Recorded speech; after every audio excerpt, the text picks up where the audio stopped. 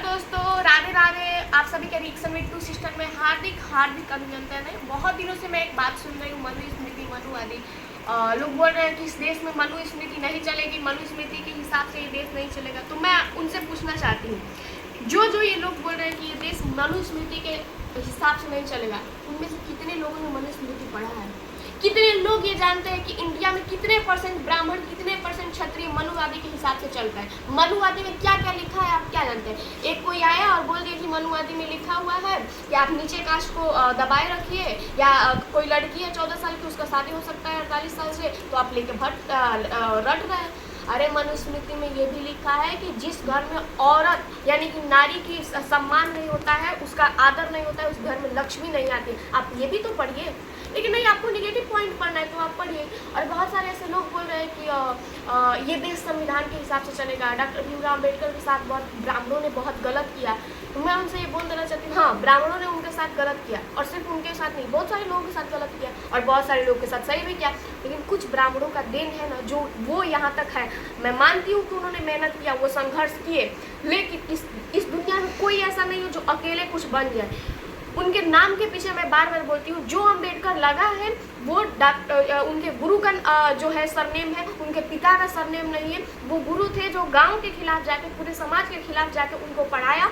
बड़ौदा के जो राजा थे राम गोपाल जी, उन्होंने दुनिया के खिलाफ जाके बिना जात पात देखे उनको स्कॉलरशिप दिया, जिसे उस टाइम में छात्रवृत्ति कहा जाता था, जिससे कि वो पढ़ने गए थे अमेरिका। तो खैर, आप लोग इन बातों पे ध्यान नहीं दीजिए, क्योंकि आप लोग देखिए, ब्राह्मणों ने किया या जो पहले के लोगों ने जो किया, मैं सिर्फ ब्राह्मणों को टारगेट नहीं कर रही, कुछ सोच समझ के किया। दबाया उसे जाता है जो दब सके, चलाया नचाया उसे जाता है जो नाच सके। और मैं आप लोगों को बोल रही हूँ, आप लोग उस टाइम भी किसी की उंगली पे नाच रहे थे, आज भी आप लोग किसी की उंगली पे नाच रहे हैं, और तब तक नाचते रहेंगे जब तक आप अपने दूसरों की बात सुनेंगे। जिस दिन आप अपने मन की बात सुनेंगे ना, उस दिन दूसरों के उंगली पे नहीं नाचेंगे। और मैं आपको बताती हूँ, जिस मनुस्मृति को आप लोग बोल रहे हैं कि फलाने ने जला दिया, उन्होंने जला दिया, या हम नहीं मानते, उसी मनुस्मृति में लिखा हुआ है कि मनुष्य, समाज, ये संसार, ये अपना देश, ये प्रकृति बिना स्त्री की निपुण नहीं है।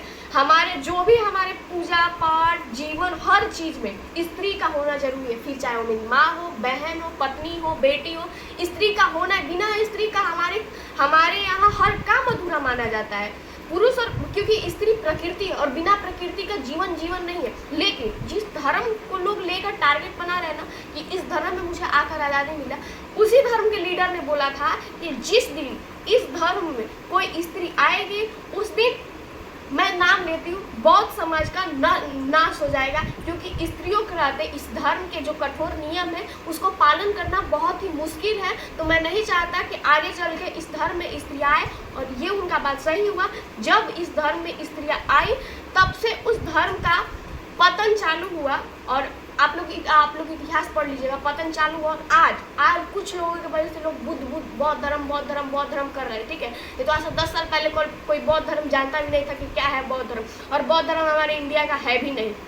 हाँ, नेपाल के एक राजा थे, राजा शुद्धोधन, जो कि एक क्षत्रिय थे। उनके एक पुत्र हुए जिनका नाम रखा गया सिद्धार्थ, जो कि एक मृत व्यक्ति को देखे उन्हें लगा, और एक खुश व्यक्ति को देखे उन्हें लगा कि संसार में ये जो हमारा शरीर है नश्वर है, संसार में हर एक चीज़ नश्वर है, कुछ भी परमानेंट नहीं है, सब टेम्पोररी है। इसकी खोज में वो बाहर निकले, उन्होंने ज्ञान लिया, साधना किया, और वही ज्ञान अब जो उन्होंने अनुभव किया दूसरों को दिया। उन्होंने कोई अलग से धर्म का स्थापना नहीं किया था। हाँ, उन्होंने जो वैल्यू दिया था, जो नियम बनाए थे, जो उनका आदर्श थे, हाँ, वो दूसरे धर्म से मिलता जुलता था, जो कि है बौद्ध धर्म से। तो बौद्ध धर्म हमारे यहाँ का नहीं है, गौतम बुद्ध भी हमारे यहाँ के नहीं थे, नेपाल के थे।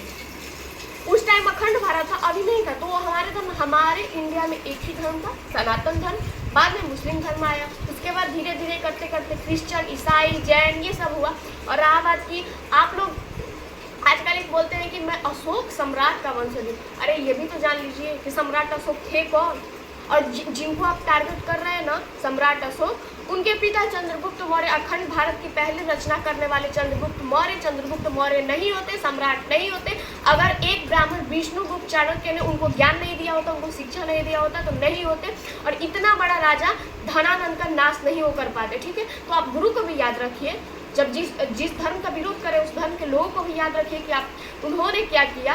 सम्राट अशोक ऐसे ही उठकर राजा नहीं बन गए थे, उनको भी ज्ञान देने वाला व्यक्ति था, और आप लोग उस टाइम नहीं थे ज्ञान देने वाले।